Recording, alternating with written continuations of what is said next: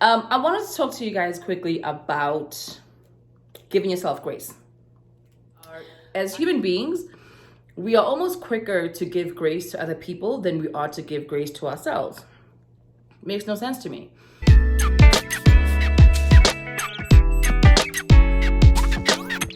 Hello, friendly friends. Sorry, I just stuffed a lozenge in my mouth. I have some throat action going on. Trying to make sure I don't get sick. Anyway, hello, welcome to today's episode. So if you are following this, I did not record a video yesterday, and with good reason. I just was simply overwhelmed with work and everything else in between. So here we are, back at it today. And today's message is around, for those that are new to my channel or that have never seen any of my videos before, my name is Dee. I am crazy about getting people to happy. I'm a coach by profession and passion, and this is my YouTube channel for a brand that I have, HVTCollective. So back to today's vlog. Hi. I wanted to talk to you guys quickly about giving yourself grace. I had a beautiful conversation with someone last year, and I remember she was telling me about her experience, and then she told me a story of how, she and her friend / coworker were feeling overwhelmed at work, and her friend's dad said to them that they need to give themselves the grace to grow. And that has stuck with me since. And I know that a lot of us are perfectionists and we want to get things right the first time. And the way that the school system is set up kind of sets us up for that mentality, right? So you aren't really given enough opportunities to fail in order to get better. It's almost as if you fail,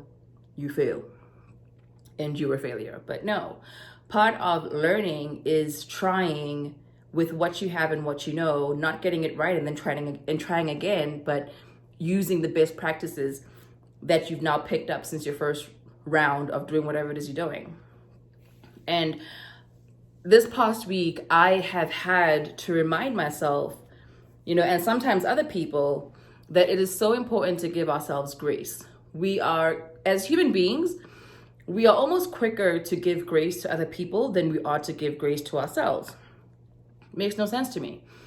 But part of growing and part of expanding your experience and expanding your own consciousness is honestly just being kinder to yourself and extending yourself some grace. So what does it mean to give yourself grace? I would break it down into these parts. Manage your negative self-talk. That's like a quick space or place to start. Manage your negative self-talk. So whenever you catch yourself saying something to yourself that you wouldn't say to someone else, like, oh my God, you're stupid. I know I say it sometimes to myself, but in a joking kind of way. But even then, I've started to not do that because my soul doesn't know that I'm joking or not. All it knows is that I'm judging myself in that moment. So I've learned to silence the judge in my head, And when I don't get it right and a little quirky comment comes out, I remind myself of why I'm not stupid and that, I am trying and I am at least doing X, Y, Z. So that's part one. Manage your self-talk. Be conscious of the judge that lives in your head, the part of you that is so critical of you. I know that from my experience, mine sounded like one of my parents. I had a parent that was a perfectionist in almost every way. And there was, my mom. Yeah, let's just put it out there. My mom was I know my mom loved me. Let's be clear. She was parenting the best way she knew how. And I will love her to death for it because there are definitely parts of me that needed that from her. But now, hindsight 2020, and after lots of therapy, I realized how that approach to parenting a child like me were damaging, So it was a little damaging, a little bit. It turned me into a perfectionist. It turned me into someone that was afraid of failure And I found myself struggling with analysis paralysis almost all the time. And I had this mentality, because she would say this to me verbatim: if you can't do it right, don't do it. So with that belief growing up, I honestly was afraid to start a lot of things that I wanted to start.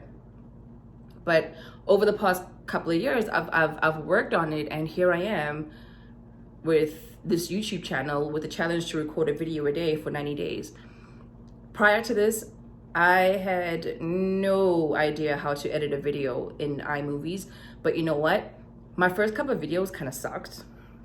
Actually, the first YouTube video I ever recorded, I'm going to tell you guys a secret. I recorded it in not landscape, what's the other one? Portrait view. Fail. No one does that. What? You know, so it's little things like that, but I wouldn't have learned to do it otherwise had I not done it and put it out there and then received feedback from people that either have the expertise or people that just love me and know better. You know, so the trick is, do it. Just start. Give yourself the grace to grow. So whenever you want to start something and you find that the judge or the critic in your mind coming at you, hush it up. Hush it up and just trust in the process. And part of the process is starting out being a novice. And being a novice means you're going to stumble.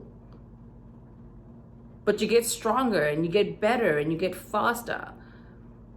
And you get more efficient, whatever the goal is. But you have to start at zero.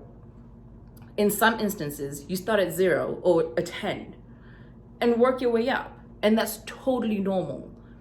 As a society, we need to embrace the idea of learning and incorporating failure as part of learning. You can fail at a thing, and that's just the thing having gone wrong. What makes you a failure is if you get stuck in there. But if you fail and try again, you're still trying. One of my favorite quotes is by Babe Ruth, and it says, "You can never beat someone that won't stop trying, because you best believe at some point they're gonna get better." Okay, so 1, manage your self-talk. And then number 2, step out in faith. I made a video a couple of days ago about how whenever we make plans, we have to leave room for spirit to intervene and just take care of the spiritual aspect of things. I can't tell you how many times I've stepped out in faith and things worked out the first time around, you know? But it took me deciding to say, you know what? I may feel like I don't have everything right now, but I'm gonna trust the universe on this one. And things work out. So when you're giving yourself grace, you're also giving yourself permission to step out into the unknown, trusting that you'll be okay. Okay? And then number 3, when it comes to giving yourself grace, is practice and start by extending grace to other people.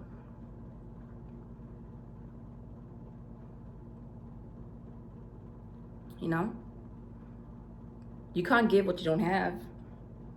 So the people closest to you, when they do wrong you, when they do annoy you, when they do falter, when they do things, when they do things that you just want to side eye and lash out about, give them grace. Give them grace. 9 out of 10, their actions have absolutely nothing to do with you, but everything to do with what's happening with them internally. These are facts.